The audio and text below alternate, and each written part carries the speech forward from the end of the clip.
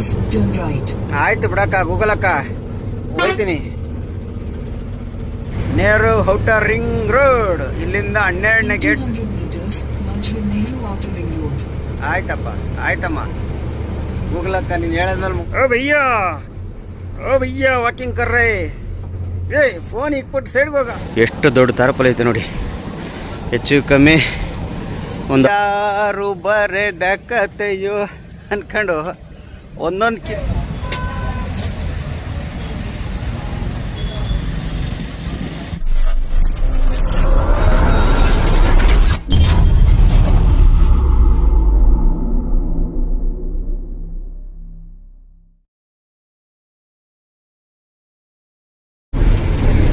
Time 5 ಗಂಟೆ ಸ್ನೇಹಿತರೆ. ಶಾದ್ನಗರ ಟೋಲಲ್ಲಿ ಇದ್ದೀನಿ ನೋಡಿ. ಶಾದ್ನಗರ ಟೋಲು ನಾನ್ ಸ್ಟಾಪ್ ಬರ್ತಾನೆ ಇದ್ದೀನಿ, ಎಲ್ಲೂ ನಿಲ್ಲಿಸ್ತಾ ಇಲ್ಲ.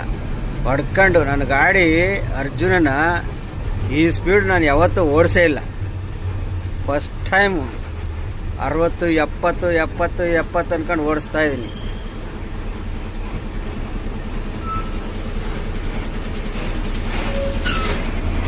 ಟೋಲ್ ಗೇಟ್ ಓಪನ್ ಆಗೋದು ಸ್ವಲ್ಪ ಲೇಟ್ ಆಯಿತು. ಟೈಮು 5 ಗಂಟೆ, ಇನ್ನೂ 70 ಕಿಲೋಮೀಟ್ರ್ ಐತೆ ಪಾಯಿಂಟು. ಒಂದು 6:30ಗೆಲ್ಲ ಹೋಗ್ಬಿಡ್ತೀವಿ. 6:30 7 ಗಂಟೆ ಅನ್ಕೊಂಡಿದ್ದೀನಿ. 6:30 ಎಲ್ಲ ಹೋಗ್ಬಿಡ್ತೀವಿ. ಏನೋ ಬೆಳಗ್ಗೆನೆ ಬೇಗ ಬಾ ಖಾಲಿ ಮಾಡ್ತೀನಿ ಅಂತ ಹೇಳವನೆ, ಅದಕ್ಕೋಸ್ಕರ ಎಲ್ಲೂ ನಿಲ್ಲಿಸಿಲ್ಲ.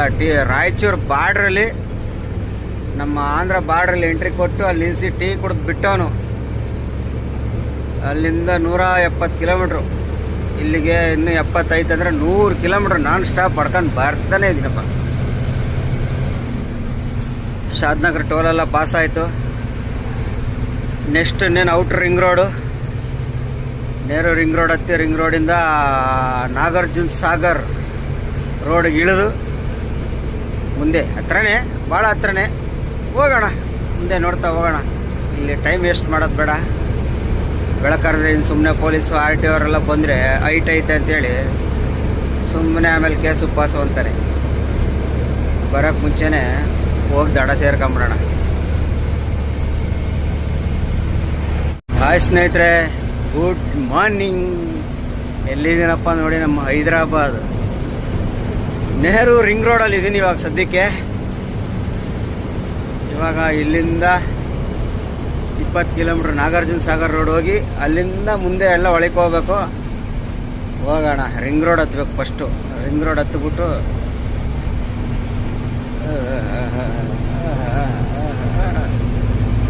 ರಿಂಗ್ ರೋಡ್ ಫುಲ್ ಒಂದು ರೌಂಡ್ ಹೊಡಿತೈತಪ್ಪ ಇದು.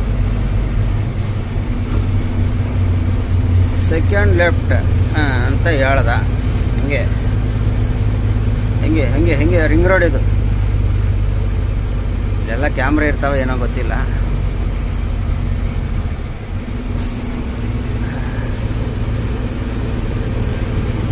ನೆಹರು ಔಟರ್ ರಿಂಗ್ ರೋಡ್ ಇದು. 8 ಲೈನ್ ಇರ್ತದೆ ರೋಡ್ ಇದು.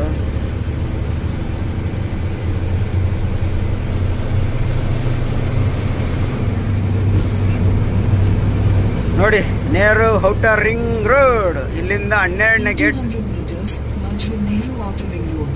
ಆಯ್ತಪ್ಪ, ಆಯ್ತಮ್ಮ. ಗೂಗಲ್ ಅಕ್ಕ ನೀನು ಹೇಳಿದ್ಮೇಲೆ ಮುಗಿದೋಯ್ತು ಬಿಡಕ್ಕ.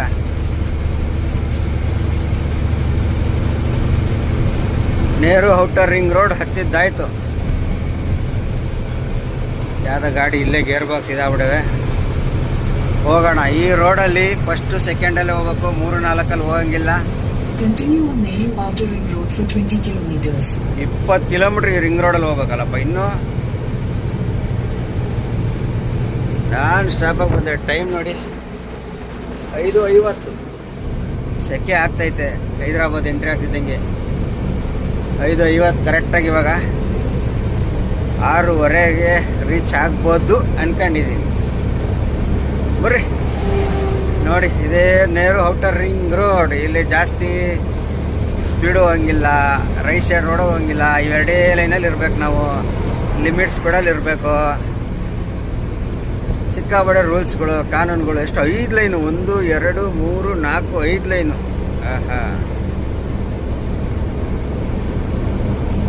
ಅಂದ್ಕೊಂಡಂಗೆ 7 ಗಂಟೆಗೆ ರೀಚ್ ಆಗಿದ್ವಿ. 7 ಗಂಟೆ ಇನ್ನೂ 5 ನಿಮಿಷ ಐತೆ.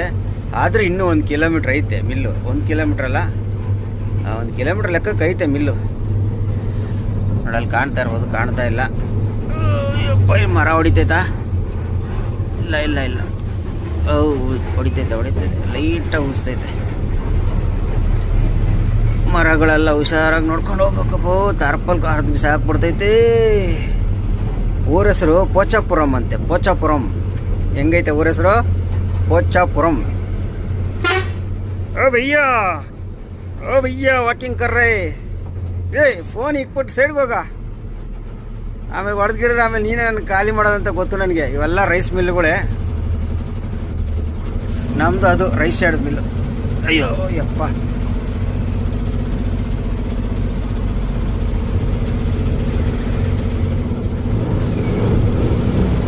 ಟೈಮ್ ನೋಡಿ 7 ಗಂಟೆ 5 ನಿಮಿಷ ಕಮ್ಮಿ ಐತೆ. ಇದ್ಯಾವುದೋ ವಸುಂಧರ ಆಗ್ರೋ ಟಚ್ ಅಂತೆ. ನಮ್ಮದು ಗಣೇಶ್ ಆಗ್ರೋ ಫುಡ್ಸ್ ಇಲ್ಲಿದೆ ನೋಡಿ. Ganesh agro foods.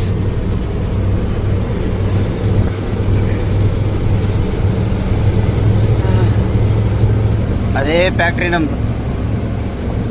200 meters, turn right. ಆಯ್ತು ಬಿಡಕ್ಕ, ಗೂಗಲ್ ಅಕ್ಕ ಹೋಗ್ತೀನಿ.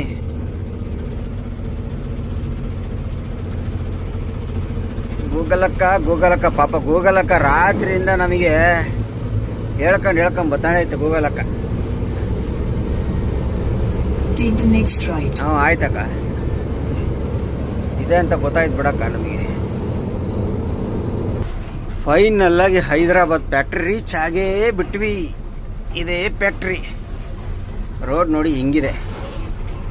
ಎಲ್ಲಿದೆ ಪದಾರಿ ಸೆಕ್ಯೂರಿಟಿ?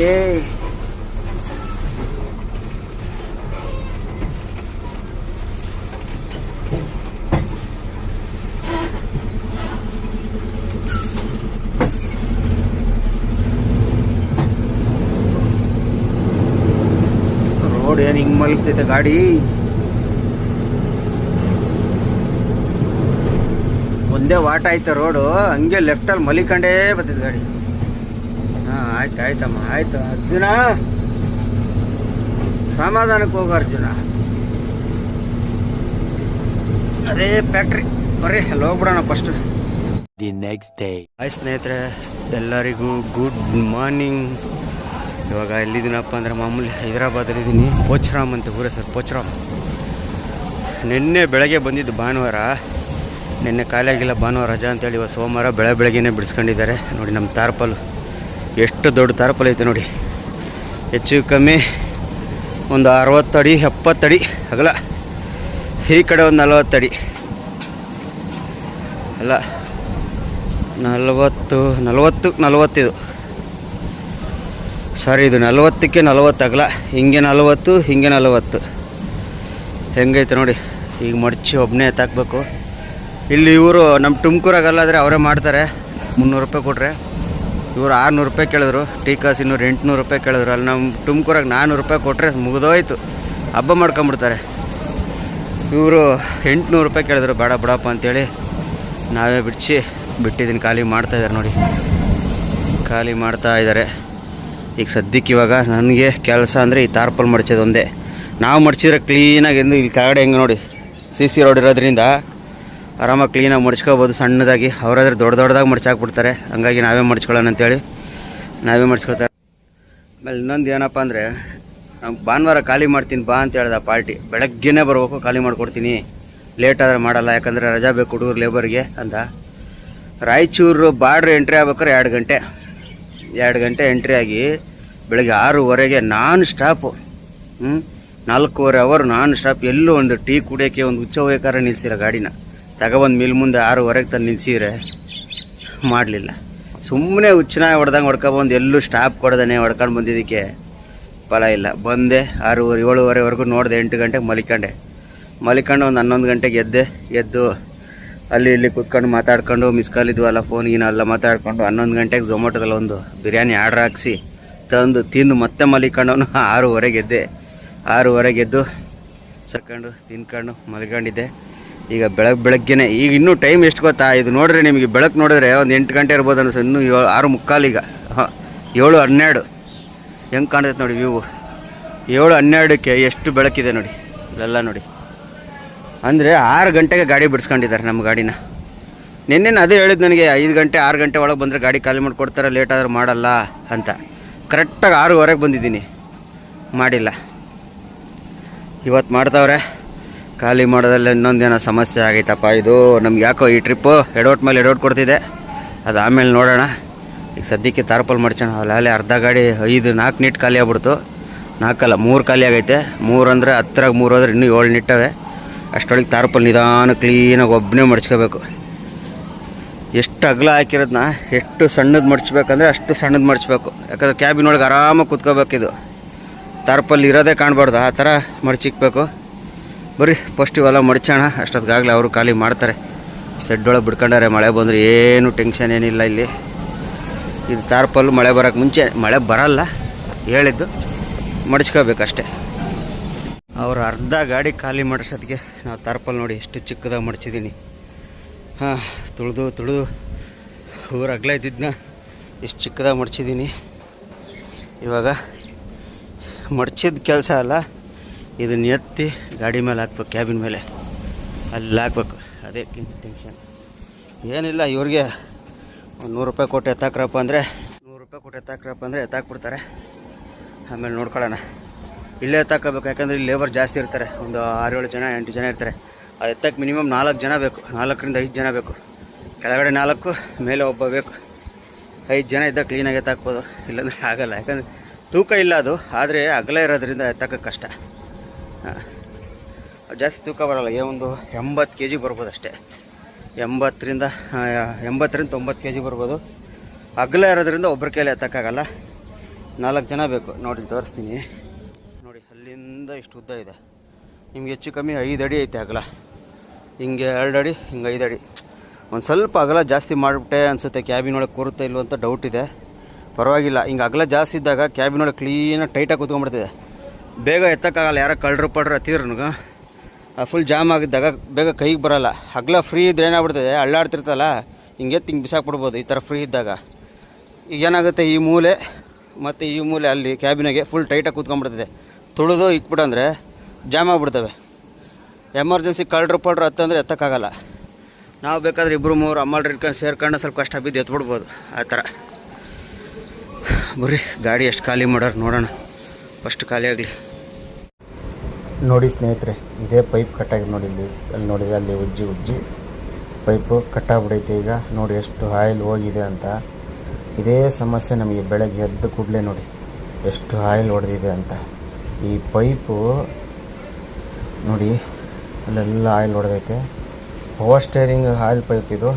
ಒಂದು ಏನಾಗುತ್ತೆ, ಸೆಕೆಂಡ್ ಆಕ್ಸಲ್ಲು ಸ್ಟೇರಿಂಗ್ ಕಟ್ಟಾಗಲ್ಲ ನೋಡಿ. ಇಲ್ಲಿ ಬರುತ್ತೆ ನೋಡಿ ಹೈಡ್ರಾಲಿಕ್ಕಿಂದ ಇದು ಸೀದಾ ಇಲ್ಲಿ ಹಸಿ ಬಂದು ಒಳಗಡೆ ಪವರ್ ಸ್ಟೇರಿಂಗ್ ಬಾಕ್ಸ್ ಬರುತ್ತೆ, ಅಲ್ಲಿವರೆಗೂ ಬರುತ್ತೆ ಇದು ನೋಡಿ. ಅಲ್ಲಿ ಕಾಣ್ತಿದೆ ನೋಡಿ, ಅದೇ ಅಲ್ಲಿಂದ ಬಂದಿರೋ ಪೈಪ್ ಇದು ನೋಡಿ. ಗಾಡಿಯೆಲ್ಲ ನಮ್ಮ ಅರ್ಜುನ ಖಾಲಿ ಆಯಿತು. ಕಸ ಗುಡಿಸ್ತಾವ್ರಿ. ಇವಾಗ ಕಸ ಗುಡಿಸಿದ್ರೆ ಮುಗೀತು. ಕ್ಲೀನ್ ಮಾಡ್ಕೊಂಡು ಹೋಗಿ ತೂಕ ಮಾಡಿ ಬಾಡಿಗೆ ಇಸ್ಕೋಬೇಕು. ಬಾಡಿಗೆ ಇಸ್ಕೊಂಡು ನಮ್ಮ ಪೈಪ್ ಬೇರೆ ಕಟ್ಟಾಗ್ಬಿಡೈತಲ್ಲ, ಅದನ್ನು ಬೇರೆ ರೆಡಿ ಮಾಡಿಸ್ಬೇಕು. ಇನ್ನು ತಾರ್ಪಲ್ ಬೇರೆ ಎತ್ತಾಕ್ಬೇಕು. ತಾರ್ಪಲ್ ಅಲ್ಲೇ ಐತೆ, ಮಡ್ಚಿದ ತಾರ್ಪಲ್ ಅಲ್ಲೇ ಐತೆ ನೋಡಿ. ಯಾವ ಥರ ಮಡ್ಸಿಕ್ಕಿದ್ದೀನಿ ಅದನ್ನು ಈಗ ಎತ್ತಾಕೋಬೇಕು. ಎತ್ತಾಕೊಂಡು ಅವರೆಲ್ಲ 3 ಜನ, ಇವ್ರಿಗೆ ಒಂದು 50,000 ಕೊಟ್ಟು ಎತ್ತಾಕೊಂಡು ಹೋಗೋಣ ಮುಂದೆ. ಆ ಪೈಪ್ ಮೊದಲು ಏನಾರು ಮಾಡಿ ರೆಡಿ ಮಾಡಿಸ್ಬೇಕು. ಎಲ್ಲಿ ಏನು ಮಾಡಿಸೋದಂತ ಮುಂದೆ ತಿಳಿಸ್ತೀನಿ. ಈಗ ಸದ್ಯಕ್ಕೆ ಕಸ ಎಲ್ಲ ಗುಡಿಸಿ ಕ್ಲೀನ್ ಮಾಡಿ ಮುಗಿಲಿ.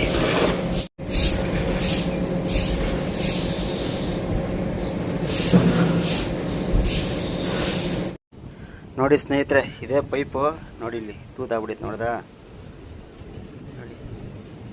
ಉಜ್ಜಿ ಪೈಪು, ಆಯಿಲ್ ಪೈಪು ಸ್ಟೇರಿಂಗ್ದು. ಇಷ್ಟೊತ್ತು ಸಾಹಸ ಮಾಡಿ ಕಷ್ಟ ಬಿದ್ದು ಬಿಚ್ಚಿದ್ದೀನಿ. ಬಿಚ್ಚೋದೇ ಭಾರಿ ಕಷ್ಟ ಅದು. ಆಗ ಅಲ್ಲಿಂದ ಹಿಡಿದು ನೋಡಿ ಅಲ್ಲಿ ಉಜ್ಜಿರೋದು ನೋಡಿ. ಆ ಜಾಗಕ್ಕೆ ನೋಡಿ, ಅಲ್ಲಿ ಇದ್ದ ಉಜ್ಜಿರೋದು ನೋಡಿ. ಇದಕ್ಕೆ ಉಜ್ಜಿ ಹೋಲಾಗ್ಬಿಡುತ್ತೆ. ಆಯಿಲ್ ನೋಡಿ ಎಷ್ಟು ಚೆಲ್ಲಿದೆ ನೋಡಿ ಆಯಿಲ್. ಅಯ್ಯಪ್ಪ, ಇಲ್ಲಿ ಒಳಗಾಸಿ, ಇಲ್ಲಿಂದ ಒಳಗಾಸಿ ಅಲ್ಲಿ ಬರುತ್ತೆ ಅದು. ಬಿಚ್ಚೋದು ಲೂಸ್ ಮಾಡಿಬಿಟ್ಟೆ, ಅದನ್ನು ಆಚೆ ತೆಗಿಯೋದೇ ದೊಡ್ಡ ಸಮಸ್ಯೆ. ನೋಡಿ ಹಿಂಗೆ ಹೆಂಗೈತೆ, ಎಷ್ಟು ಟೈಪ್ ಐತೆ ಗೊತ್ತಾ. ನೋಡಿ ಅಲ್ಲೊಂದು ಯೂಟರ್ನು, ಇಲ್ಲೊಂದು ಯೂಟರ್ನು, ಅಲ್ಲಿ ಮೇಲ್ಗಡೆ ನೋಡಿ ಇಲ್ಲೊಂದು ಡಬಲ್ ಯೂಟರ್ನು.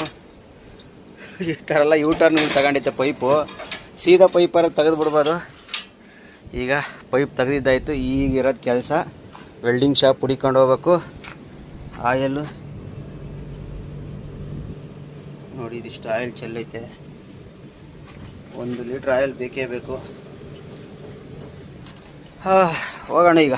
ಬಟ್ಟೆ ಹಾಕ್ಕೊಂಡು ಹುಡಿಕೊಂಡು ಇವೆಲ್ಲ ತೆಗೆದಿಕ್ಬಿಟ್ಟು ಇಲ್ಲಿಗೆ ವೇಸ್ಟ್ ಸುತ್ತಿದ್ದೀನಿ, ಕವರ್ ಹಾಕಿದ್ದೀನಿ, ಏನು ಕಸ ಕಡ್ಡಿ ಬೀಳದಿರಲಿ ಅಂತ. ಸದ್ಯಕ್ಕೆ ಹೋಗೋಣ ಬರ್ರಿ, ಹೋಗಿ ಅಲ್ಲಿ ವೆಲ್ಡಿಂಗ್ ಶಾಪಲ್ಲಿ ನೋಡೋಣ. ಇದು ಯಾರು ಬರೆದ ಕತೆಯೋ ಅಂದ್ಕೊಂಡು 1 ಕಿಲೋಮೀಟ್ರ್ ಐತೆ, 1.5 ಕಿಲೋಮೀಟ್ರ್ ನಡ್ಕೊಂಡು ಹೋಗ್ಬೇಕು. ಇಲ್ಲಿ 2 ವೀಲರ್ 4 ವೀಲರ್ ಏನು ಸಿಗಲ್ಲ ಊರಿಗೆ. 1.5 ಕಿಲೋಮೀಟ್ರ್ ಈ ಪೈಪು.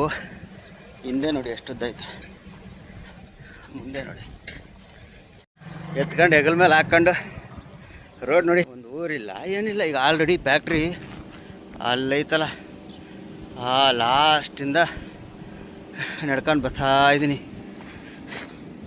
ಎಲ್ಲ ಬೈಕ್ ಗ್ಯಾರೇಜ್ ಒಂದು ಐತೆ ಅಂತೆ ಆ ಊರಾಗೆ, 1 ಕಿಲೋಮೀಟ್ರಲ್ಲಿ. ಬ್ರೇಜಿಂಗ್ ಮಾಡ್ಕೊಂಡು, ಇದು ಉದ್ದ ಸೀದಾ ಇದ್ರೆ ಹೆಂಗೆ ಬೇಕಾದ್ರೆ ಎತ್ಕೊಂಡು ಹೋಗ್ಬೋದು. ಹೆಂಗೆ ಬೇಕಾದ್ರೆ ಹಂಗೆ ಐತಾ, ನಿಂತ್ಕೋತಾ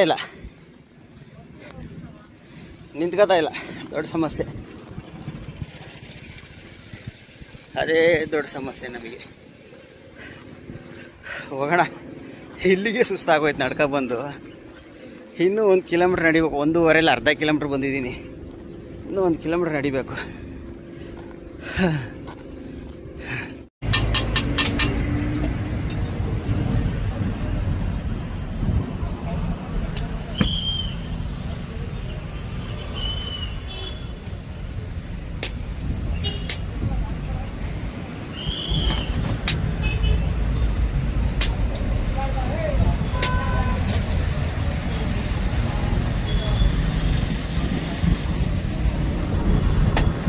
ನೋಡಿ ಫೈನಲ್ಲಾಗಿ ಬ್ರೇಜಿಂಗ್ ಮಾಡ್ಕೊಂಡು ಬಂದಿದ್ದಾಯಿತು.